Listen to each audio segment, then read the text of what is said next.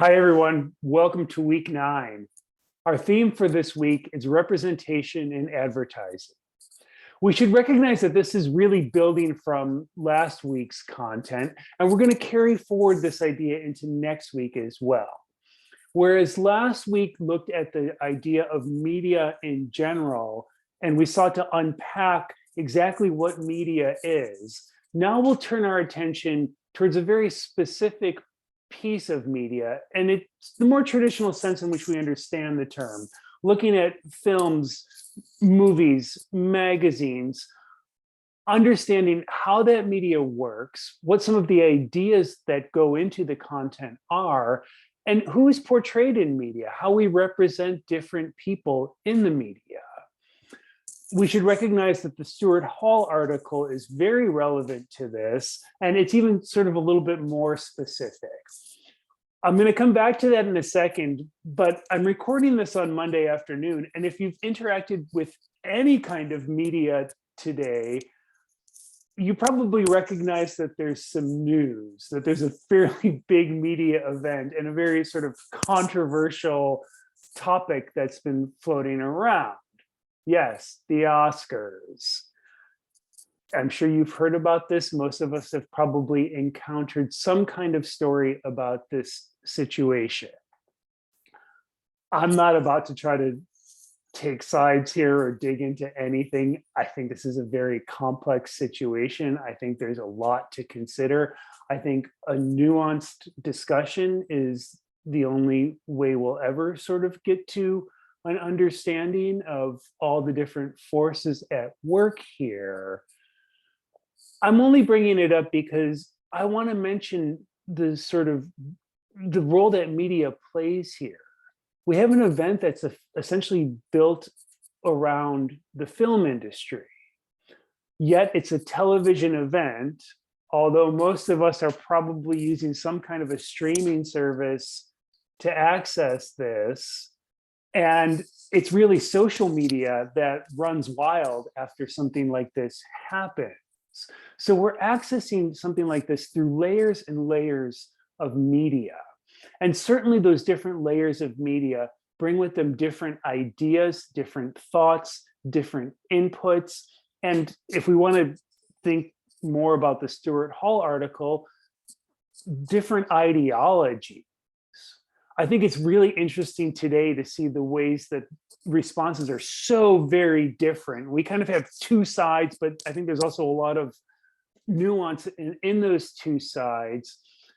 And I think that ideologies, perhaps around race, but also around masculinity, along questions of gender roles, questions about the family, are probably also shaping the debate and the controversy that's happening around this moment at the Oscars. So again, I don't want to dig deep into it. I think it's a very touchy subject, and I think there is more to unpack that I'm going to do right now.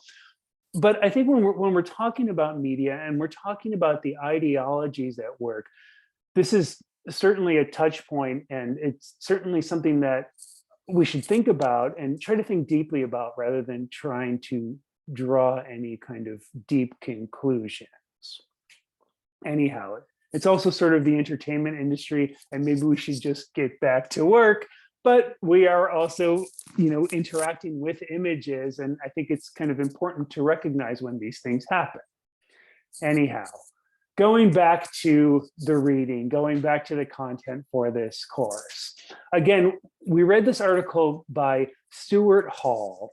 I wanted to give you a little bit of background on Stuart Hall, unpack some of the content from this article, and then look at some of the ways in which media have portrayed different people and have attempted to either ignore, disregard, or sometimes tackle issues involving racism. So Stuart Hall was a cultural theorist. He was born in Jamaica and then lived most of his life in the United Kingdom. He studied linguistics and then studied semiology, but his perspective was shaped in part by his background, in part just by a deeper understanding of cultural forces at work.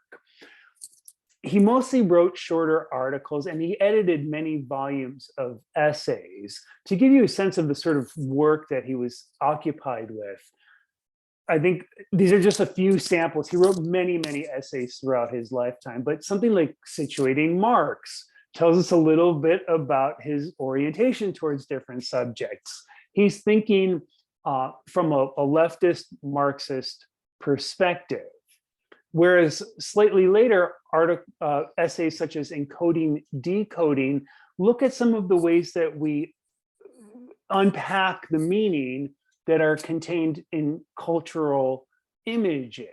We decode different elements of representation and language, and he was very interested in understanding the ways that we do that.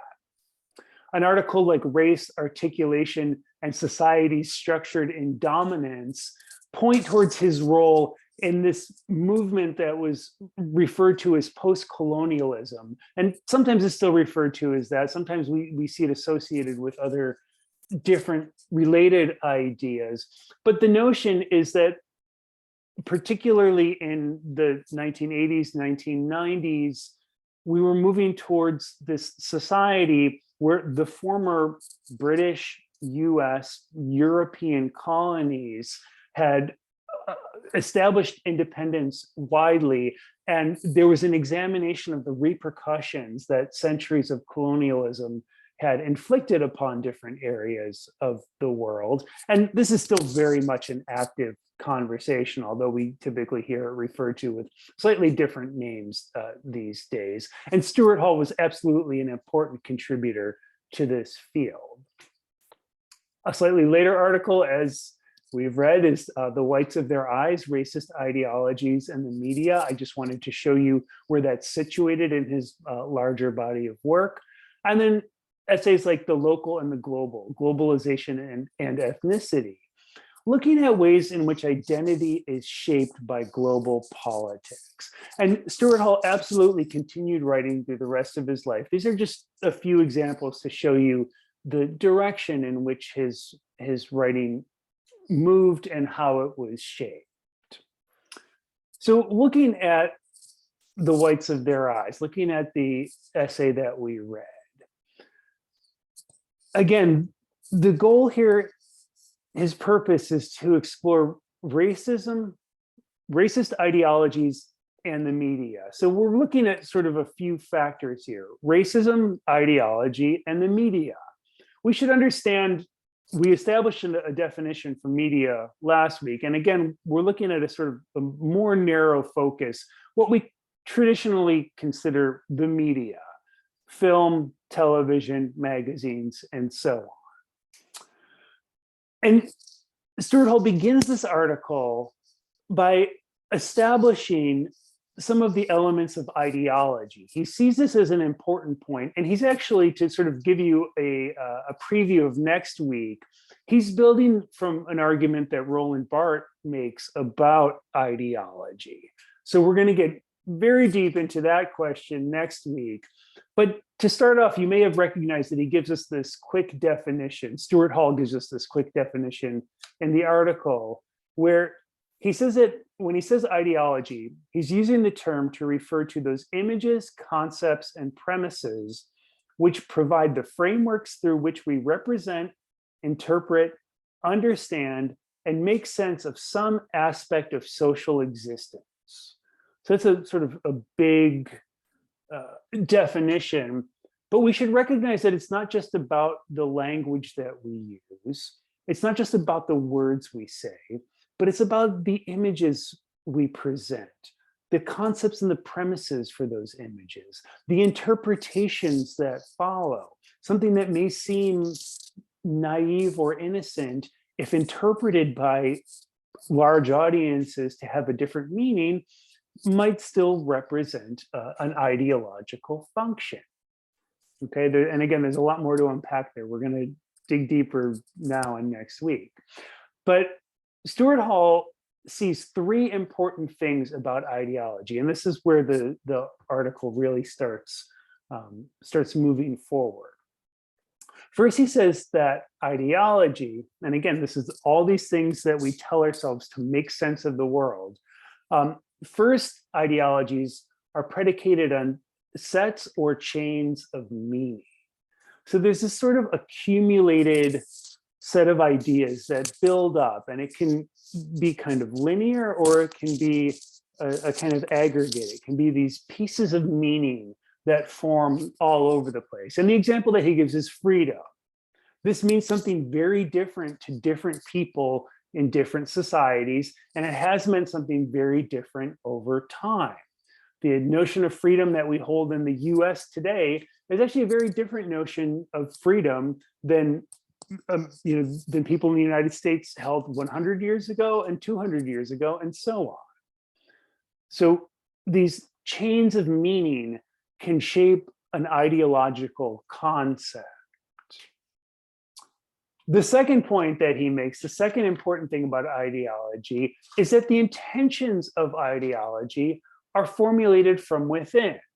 So the meaning of something that you say, the idea that you want to express, is never fully embodied in the outward expression. There's always something that sort of bubbles beneath the surface. There's always a bigger cultural force that shapes that expression. And in that sense, Hall points out the fact that ideology never exists on an individual level.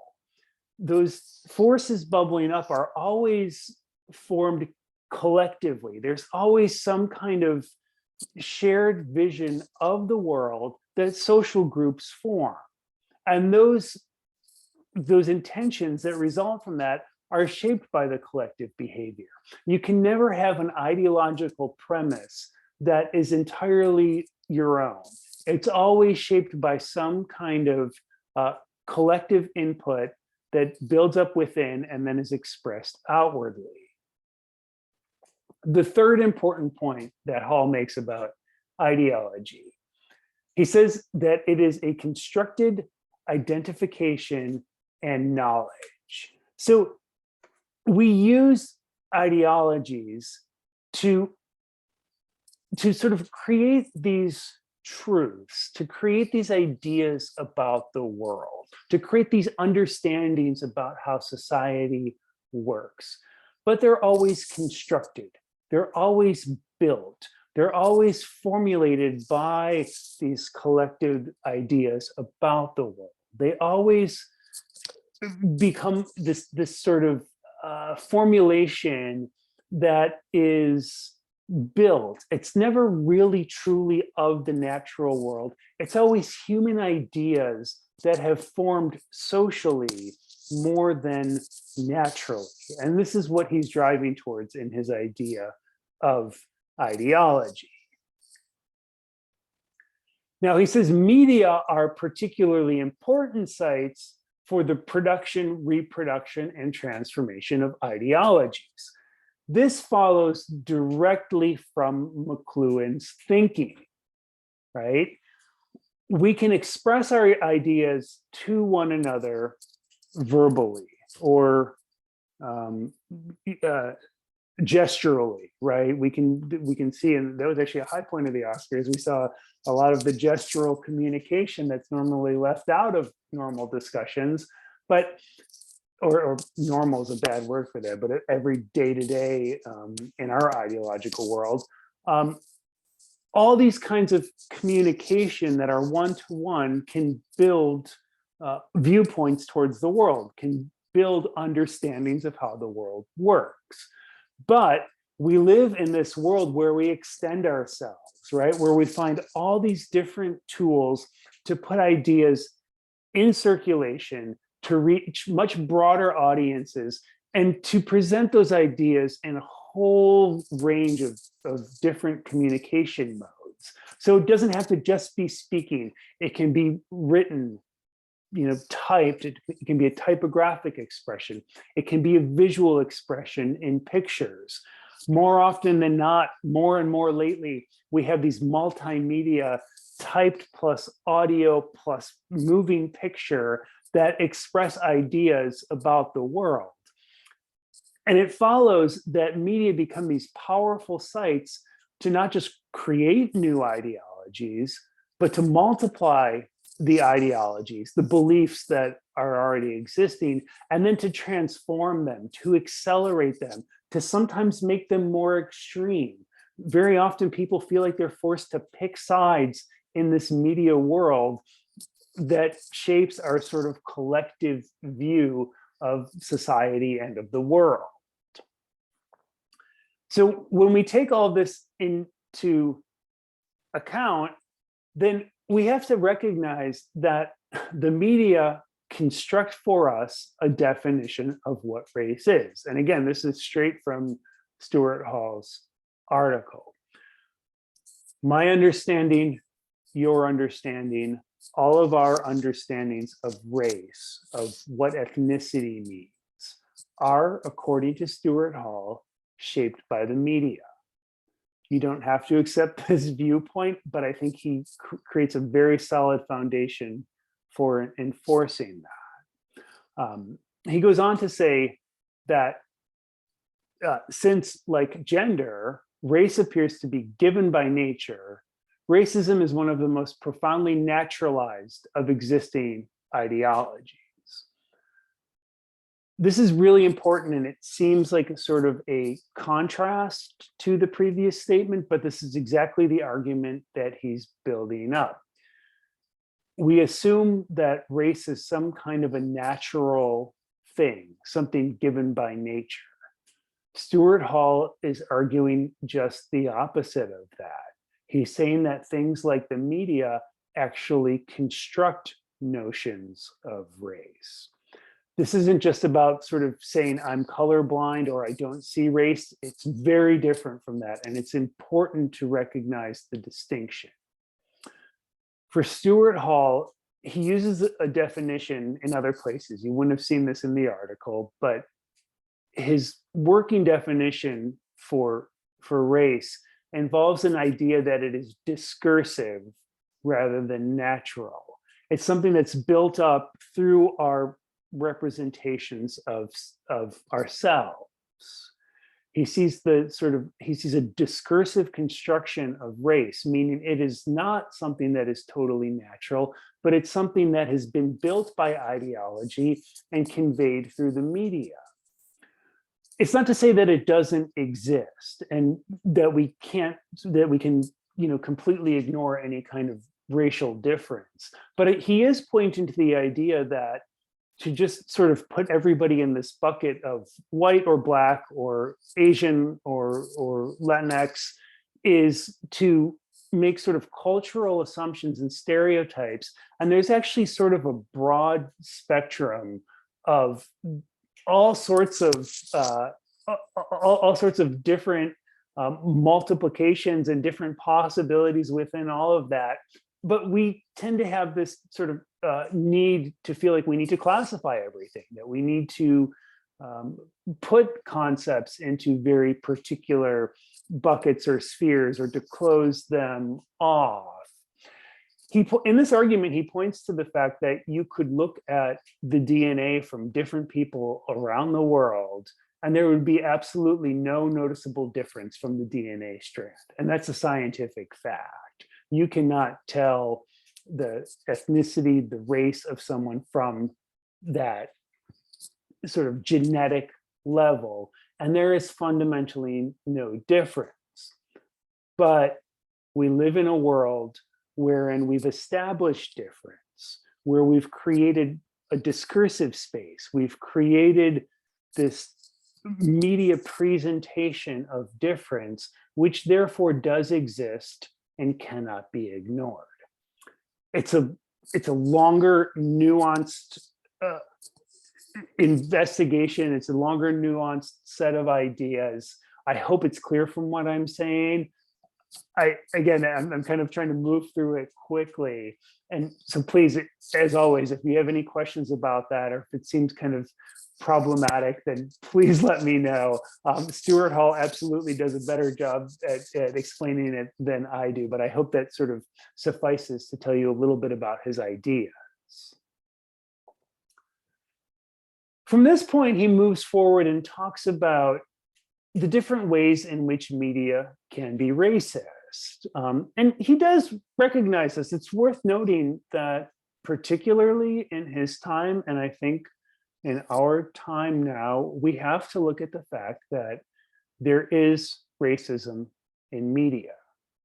I think it's improved quite a lot. I think that the situation is better than it was in 1983. It's certainly better than it was in decades prior to that. But it should be recognized that this is still an issue that has not gone away. And I think it becomes abundantly clear when we look at the essentially two different kinds of racism that Stuart Hall sees in the media. First, he talks about overt racism. These are openly racist arguments and discussions that exist in the media.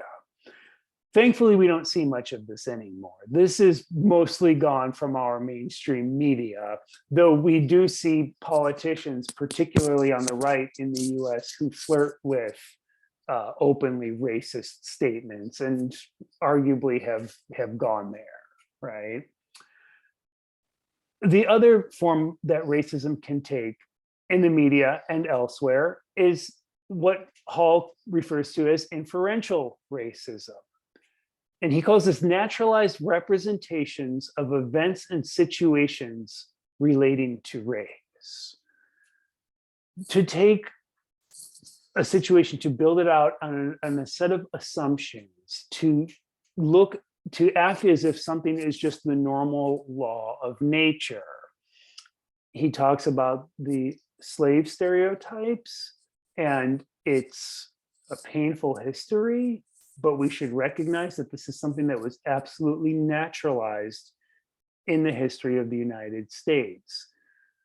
There were quasi-scientists, there were certainly many politicians who spent countless hours of time and energy trying to prove that there was some sort of natural difference between different people that made some suitable to lead a country and others suitable to work in fields.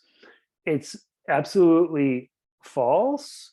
The arguments that predicate that are absolutely false as well, and they're based on the worst kind of incorrect science you could possibly have. But once there's a framework in place, people begin to assume that this is the order of things. And then they begin to represent that in books, later in film, and all sorts of different illustrations and all sorts of portrayals of people and society.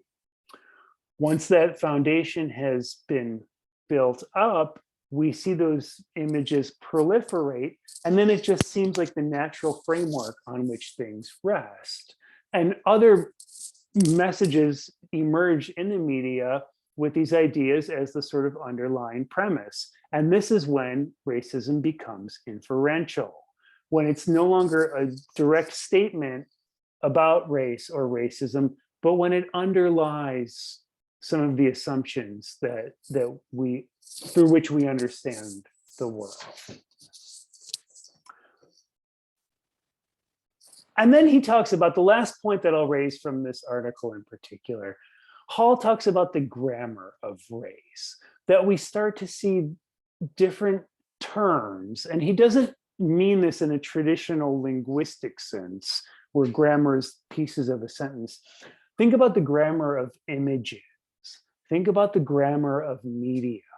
Think about all those little pieces. If you have to construct an hour of television, not only is it the program and the commercials, but it's the audio, and it's the visuals, and it's the way that it's edited, and it's the different characters and the different jobs that each character has and the relationships that they are in. This is the grammar of the media. And from that emerges a grammar of race. It's not necessarily a language, but it's these little building blocks that formulate the images that we see and therefore formulate our ideology. And although we may not see it in an overt expression like a sentence, all these little pieces, the elements of grammar circulate. And so we take in these ideas that are inferential, and we very often don't even understand that we are taking in these images. So with all this in mind, I wanted to take a look at a few examples of how race has been a factor in advertising in particular, as a particular point of the media and something that's relevant to the design world. So I'm going to start with an image that probably doesn't seem to have the grammar of race particularly built into it. There are perhaps ideologies here. I think there are most certainly ideologies that probably have to do with relationships, with gender, with sexuality, with consumerism, perhaps, with youth and youth culture, at least at the time. This is an ad from the 1950s, and so on. We may not immediately assume that there is a grammar of race or that there's a concern over racism and racist ideologies here. But I think the situation becomes complicated when we look at another advertisement that Coca-Cola made at the same time. This was a common practice for many advertisers big national advertisers who were worried about segregation in the United States and who were worried about attracting the market of essentially a racist market, particularly in the South. So it was very common for advertisers to create the same ad twice with different models who would pose for the same picture. This should strike us as problematic. I think it's deeply problematic. And again, I don't think when we look at this image, there is necessarily a grammar of race. At least there shouldn't be, right? All the same statements that I just made about whether it's consumerism, whether it's about relationships, gender, sexuality, youth culture, they should all be the same. Why did Coca-Cola feel compelled to photograph the ad twice? Well, there probably is some kind of grammar of race in both of them, in both of these ads, and they were probably concerned with that. This type of advertising carries forward and becomes a little more complicated, a little more sophisticated, moving into the 1960s. Here's an image from Budweiser, which is clearly playing off of some cultural stereotypes. Budweiser is a German-sounding name, and we have an Irish-looking woman here who's kind of built up this grammar of Irishness, at least the advertiser has, with things like clovers and with red hair and so on. Well, it was common for companies like Budweiser to adopt similar tactics to Coca-Cola, but different, actually playing off of certain ethnic or social constructs. And we see ads like this, which have a slightly different tone, but might appeal to something like jazz culture as a stereotypical kind of idea. And again, most of these ads were made for different forms of media. It's deeply problematic that at the time there was something that you would call mainstream media, which, there still is mainstream media today, but then there was also Black media.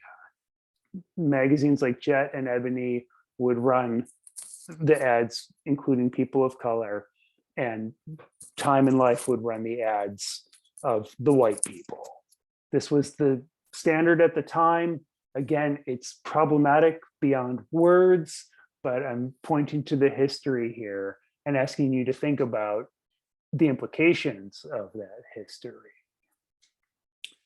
And just to sort of illustrate this, I went through an old issue of Esquire and pulled some of the ads where we see a particular ideology, and probably one that's built on a foundation of racism, right? And this is something that is a real world example of what the media offered in the 1960s. I believe this is from 1969, right?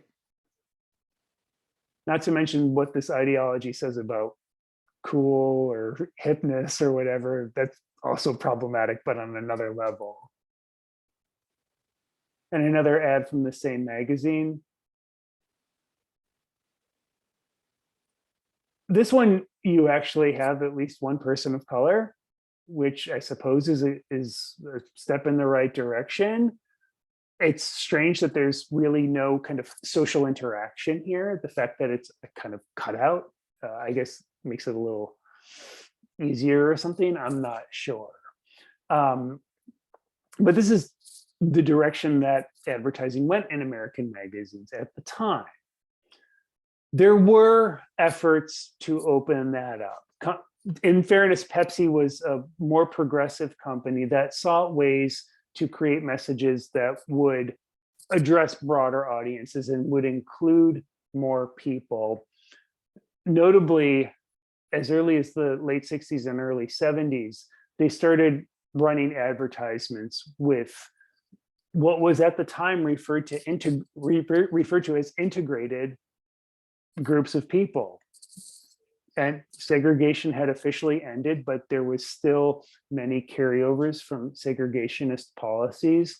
Pepsi was, in fairness, sort of out in front in terms of opening up advertising to the possibility that you could show people just interacting together. Meanwhile, there are some campaigns, and I wanted to point to some that particularly play off of ethnicity or race in sometimes controversial types of ways, sometimes amusing, depending on who's looking at them, and sometimes deeply problematic ways. So one of the famous campaigns, which you may have been exposed to at some point, was for Levi's Jewish rye bread. And in particular, in the early 1960s, Doyle, Dane, and Bernbach were hired to create a campaign, and they created this iconic campaign, which you may have seen before, which is called "You Don't Have to Be Jewish to Love Levi's."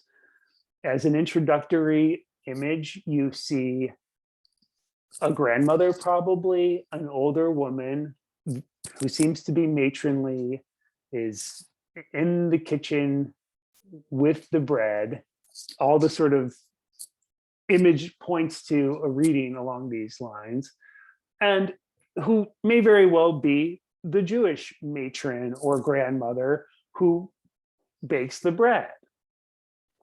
This campaign branches off, and in some ways, maybe it's inclusive, but it also draws heavily on racial stereotypes. First off, this may not read quite as much today, but the stereotype of the Irish cop was very common back then. So there's this kind of connotation of ethnicity to understand that the cop is Irish, but still loves this Jewish ethnic food product. Or an altar boy from a Catholic church who clearly has a religious difference from the bread maker, but can still enjoy the rye bread.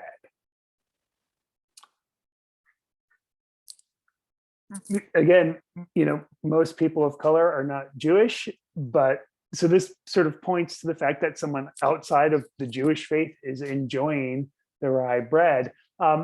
There's a funny story. Apparently, Malcolm X loved this ad, and there's an image that you can find on the internet of Malcolm X standing next to it because he felt that it was a positive kind of cross-cultural exchange that was embodied by advertising. However, the campaign did play off of racist stereotypes. And we have to ask, is this okay? Was it okay at the time? And is it okay now? It certainly would not be made today. The idea that, Asians are somehow, good at martial arts is clearly a racist stereotype that they're playing off of here. It seems deeply problematic, yet it was hardly critiqued at the time. Certainly people were quietly upset, but you do not find much in the way of media coverage. Or perhaps less so. I think that this one kind of expresses the same idea without diving into the racist stereotypes, at least not in the same way. And we should still question, is this an okay representation? Is there still inferential racism at work in an image such as this one? Okay, now fast forwarding to the 1980s and thinking about another campaign that's often viewed as mostly successful. I think this is another really interesting example that probably paved the way for a lot of what we see in advertising today. Olivieri Toscani in 1982 began the campaign for the United Colors of Benetton. This particular image is from 1984, so it's early in the development of this campaign. At the time, even into the early 1980s, there were still very few ads that featured diverse groups of people. Benetton made it their brand identity, and it was a wildly successful campaign. However, there were still some hits and misses. They began to sort of play off of racial difference, but in a way that seemed to be inclusive, a way that seemed to unite people. Oftentimes, this plays off of stereotypes that could still be seen as problematic. Whether or not this image is problematic is a question that I'll leave to you. Certainly, there are great disparities in the prison population in the United States, for example. Does this somehow normalize or naturalize an unfair, inequitable situation in our country or around the world? Some are even more controversial, playing specifically off of racial stereotypes. The Black nurse, and remember, this was a stereotype that we saw going back to the futurists. Remember, we saw in Marinetti's manifesto. But the idea of the maid or the nurse who essentially rears the children, yet most particularly white mothers would not expect to see this scene. It's clearly playing off of racist ideas and stereotypes, and I believe attempting to subvert them, but I don't think it fully escapes a problematic realm.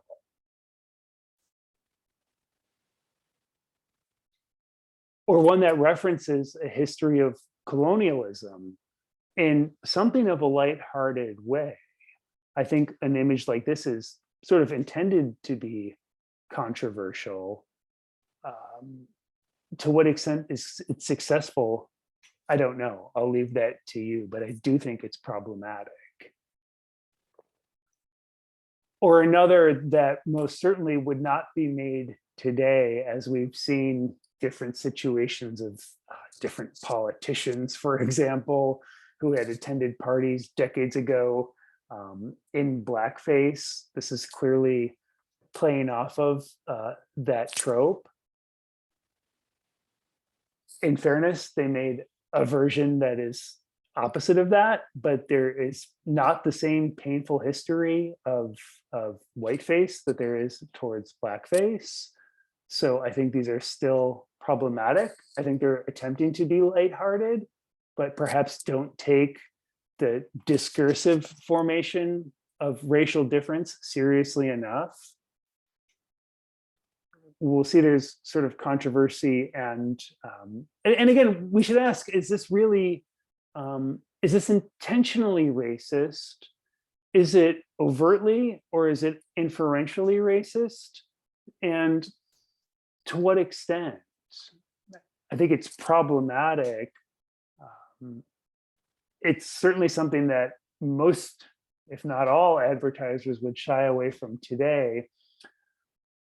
And I think we should do more to understand what the implications of this type of image is, or what type of these images might be, and to what extent, if any, they still play a role in the media that we encounter today. But they did also continue to sort of create, Toscani continued to make these more appealing, generally inclusive ads throughout this entire campaign. I think there are many successful ones, and taken as a whole, again, I'll let you decide. There's certainly ups and downs here, but it certainly also creates conversation, if nothing else. And it certainly did also help move towards a world where advertising becomes more inclusive. Okay, those are just a few examples. Quickly, I'll introduce the reading for next week, which continues to build from this and attempts specifically to deconstruct the exact meaning in different images. So we'll be reading this article called Rhetoric of the Image by Roland Barthes. It is probably the most difficult thing we'll read for the semester. And again, it continues building off of this examination of media, and particularly advertising. It's particularly thinking about a print advertisement. And it's moving forward with this idea of ideology and the construction of ideology, and doing that through something related to grammar. I'm obviously going to talk a lot more about it in next week's lecture, in next week's discussion, whatever we're calling it. But know that this is going to be a tough one. And the first process, you're not going to respond to it directly this week. You're going to just take notes. The idea is to just process it. And it's a really important reading because the following week's assignment is going to be to write the paper based on this, okay? So that's what's coming up for next week. And again, it's a sort of continuation of looking at advertisements and attempting to analyze the content of them. So that's for next week. Before I close out this week, I also just wanted to mention, going back to the Oscars, there's a piece of the story that has been covered a little bit in the media, but probably not nearly enough.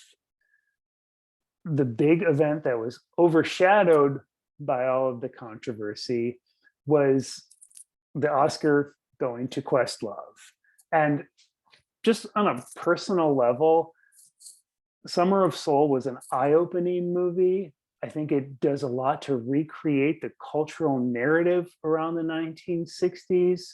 I think especially people like me were raised to think about Woodstock and raised to think about certain other kind of cultural phenomenon that defined the 1960s. And very often that's told through a racist lens. It's probably an inferentially racist lens, but I think it is no matter what. And I think that this is a piece of media, Summer of Soul, that does a lot to kind of rewrite that narrative, and hopefully does sort of work and takes us in the right direction when it comes to understanding who is represented by the media. And it's something that should not be overshadowed. So that's a positive note.